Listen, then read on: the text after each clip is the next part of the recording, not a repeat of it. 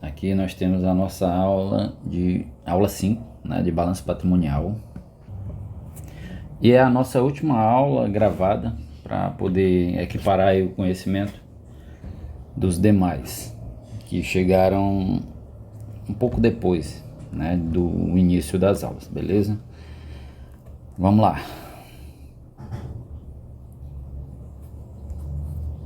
Primeiro, o conceito de balanço patrimonial, pessoal. Balanço patrimonial nada mais é do que uma demonstração financeira contábil, certo? Destinada a evidenciar quantitativa e qualitativamente, numa determinada data, a posição patrimonial e financeira da empresa.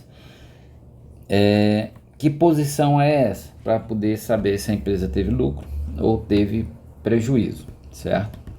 E quando fala que evidenciar quantitativa e qualitativamente, significa o quê? Significa que tem que evidenciar o que é que tem, quais são as contas que a empresa tem e os saldos dessas contas. Qualitativo é o nome da conta, quantitativo o valor do saldo que tem na conta, certo?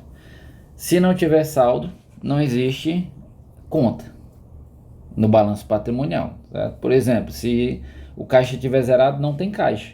Então não aparece caixa no balanço patrimonial e assim sucessivamente com qualquer conta do balanço patrimonial.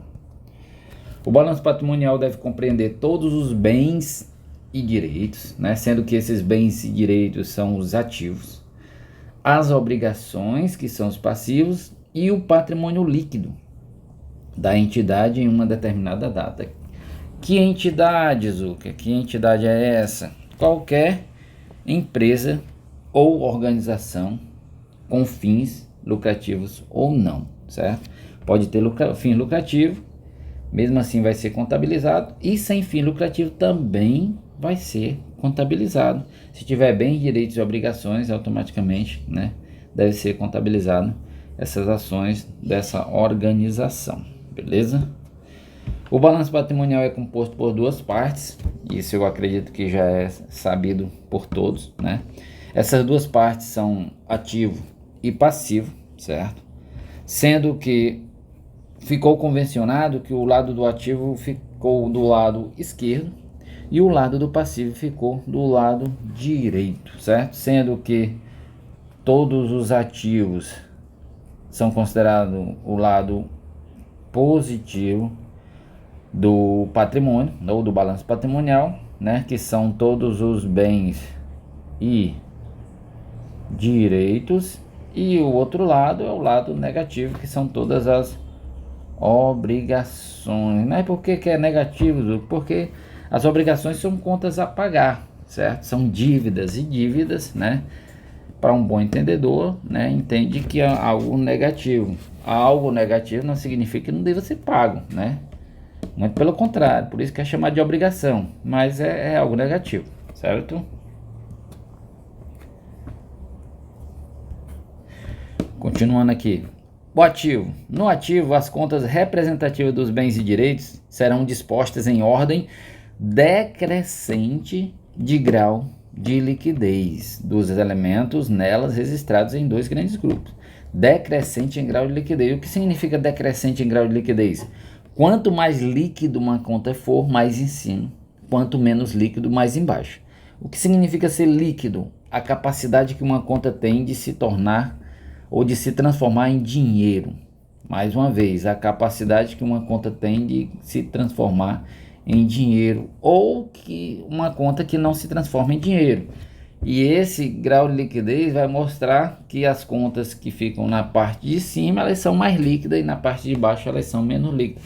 Isso vale para o ativo circulante e o ativo não circulante, que é a classificação dos ativos, né? A classificação dos ativos, nós temos ativo circulante e ativo não circulante. No ativo circulante nós temos as contas mais líquidas mais em cima e as menos líquidas mais embaixo. No ativo não circulante também nós temos do mesmo jeito, as contas mais líquidas do ativo não circulante mais em cima e as menos líquidas mais embaixo. Só a nível de conceito, grau de liquidez é o maior ou menor prazo no qual bens e direitos podem ser transformados em dinheiro, beleza? E traduzindo isso, é a capacidade que uma conta tem de se tornar ou de se transformar em dinheiro. O ativo circulante é composto pelos bens e pelos direitos que estão em frequente circulação no patrimônio e se realizam em até 12 meses. O que significa se realizar? Se transformar em dinheiro em até 12 meses. Tudo aquilo que está lá para poder se tornar dinheiro em até 12 meses faz parte do ativo circulante. O ativo circulante também é considerado o capital de giro da empresa. Por que é considerado capital de giro? Por quê? Porque nada mais é do que a empresa comprar, vender e receber o dinheiro. Ela compra, vende e recebe. Compra, vende e recebe. Isso aqui é o que? É um giro. Quando você compra, vende, recebe, compra, vende, recebe, compra, vende, recebe, isso é girar. E quanto mais você gira, mais, teoricamente, a empresa lucra, né? Mais a empresa tem lucro, certo? Por isso que é considerado, todas as contas do ativo circulante, né, são considerados o capital de giro. Por quê? Porque estão em constante circulação e essa circulação geralmente acontece em até 12 meses.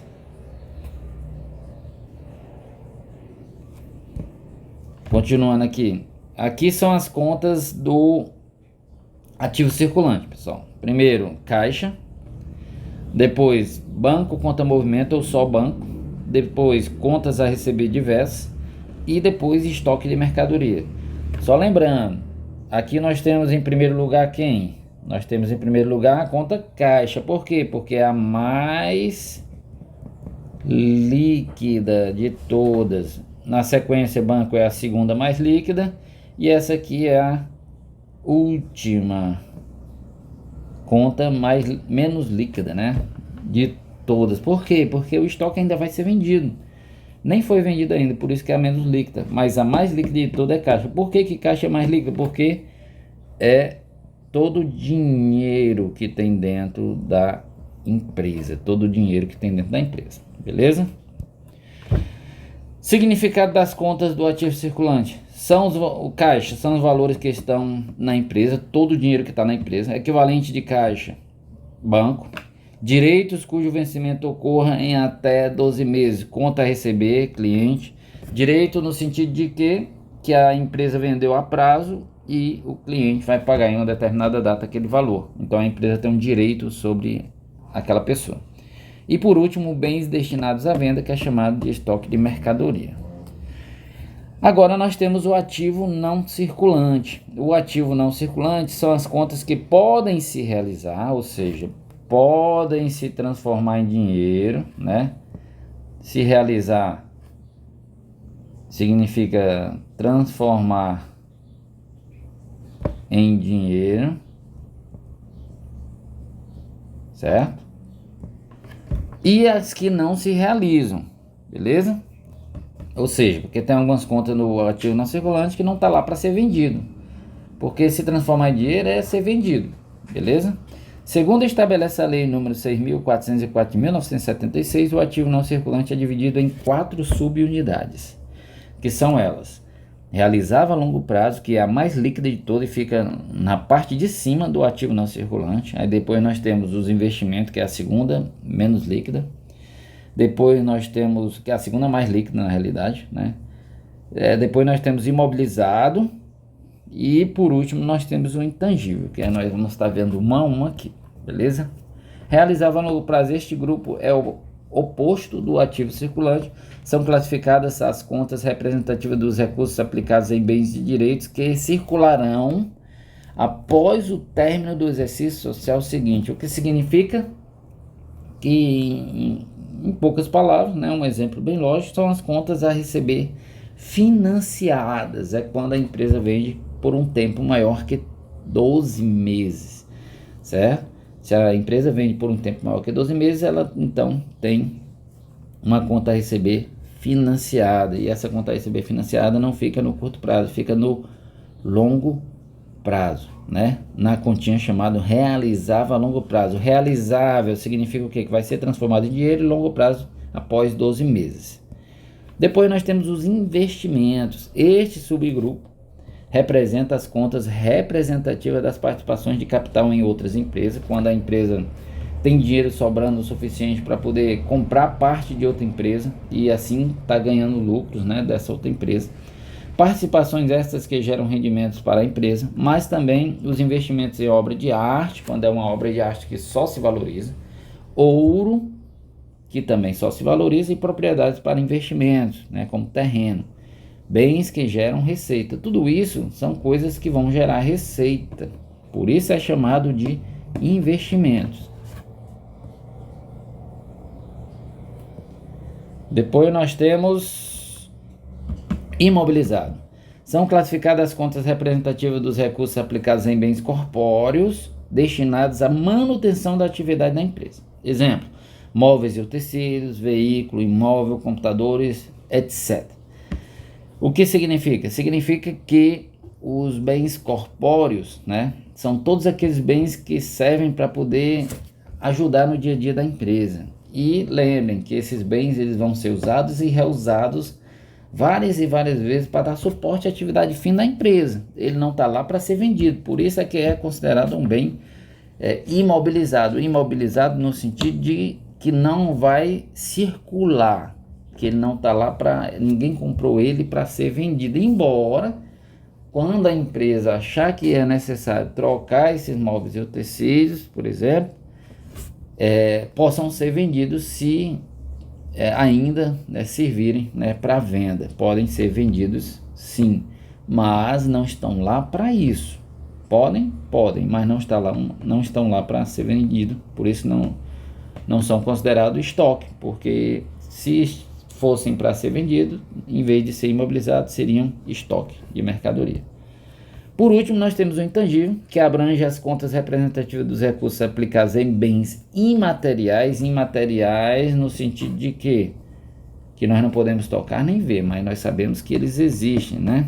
Exemplo, marcas, patentes, benfeitorias em bens de terceiros, softwares e outros mais que são intangíveis, né?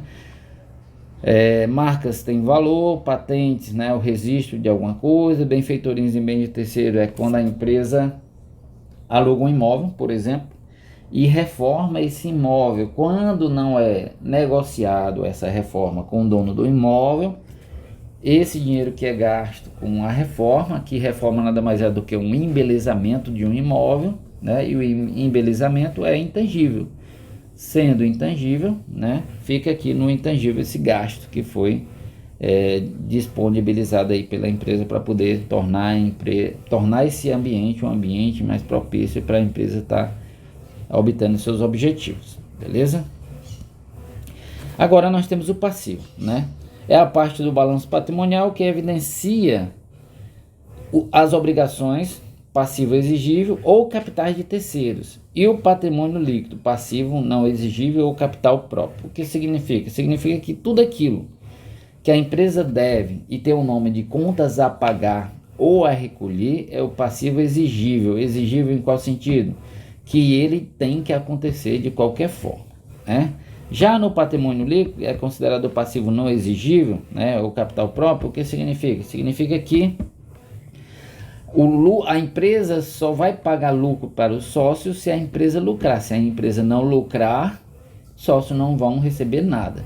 Ao contrário disso, mesmo a empresa não lucrando, todas as contas a pagar deverão ser pagas. Exemplo, água. Não é porque a empresa teve prejuízo que a CAGES não vai receber. Não é porque a empresa teve prejuízo que a Enel não vai querer receber a conta de energia, e assim sucessivamente todas as contas. Passivo exigível. As contas representativas das obrigações passivo exigível ou capitais de terceiros são classificadas em dois grandes grupos, que são passivo circulante, passivo não circulante. Nestes dois grandes grupos, as contas devem ser classificadas obedecendo a ordem de decrescente do grau de exigibilidade dos elementos registrados.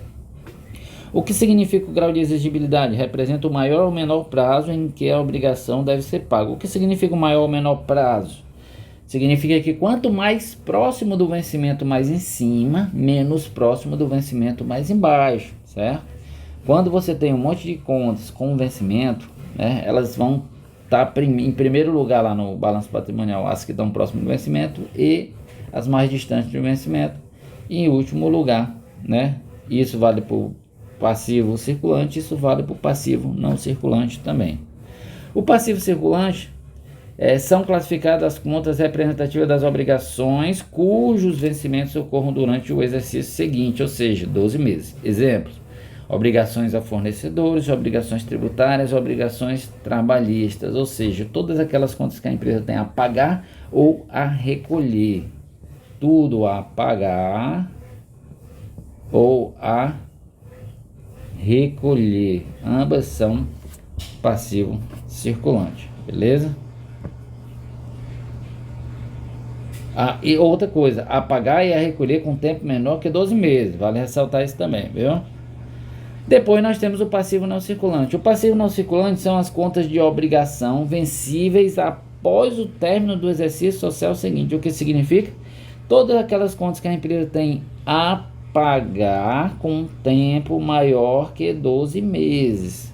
Ou seja, são as contas a pagar financiadas. Todas as contas a pagar financiadas, elas são consideradas, né, do passivo não circulante. Por quê? Porque elas não estão em constante circulação, né, de contas a pagar. Você vai ter um tempo aí maior que 12 meses para poder pagar essas contas. E por último, nós temos aqui o patrimônio líquido, que é a parte do balanço patrimonial que corresponde aos capitais próprios. As principais contas do patrimônio líquido são capital social, que é todo o dinheiro que o sócio investiu no negócio. Depois nós temos a reserva de capital, que geralmente acontece, né, por ágio de capital, ágio das ações, né, sendo uma empresa SA, sociedade anônima, né? O ágio nada mais é do que o aumento do valor de uma ação, né, o aumento do valor da empresa no decorrer do exercício, certo? Reserva de lucro é quando os sócios não querem retirar todo o lucro, né? Eles deixam parte do lucro lá como reserva de lucro para a empresa continuar usando, e posteriormente os sócios podem fazer retirada desse valor ou integralizar ao capital ou tornar o capital social maior. Prejuízos acumulados, né? O prejuízo acontece quando a empresa não tem dinheiro suficiente para poder honrar com os compromissos, beleza? Ou seja, a empresa sobrou conta a pagar e não tem dinheiro suficiente. E por último nós temos aqui o lucro, que é quando o lado do ativo ele é maior que o lado do passivo. Quando isso acontece, a empresa tem uma sobra, e essa sobra é chamada de lucro, e esse lucro é dividido com os sócios. E é isso, galera, espero que tenha sido proveitoso para você, beleza? Grande abraço.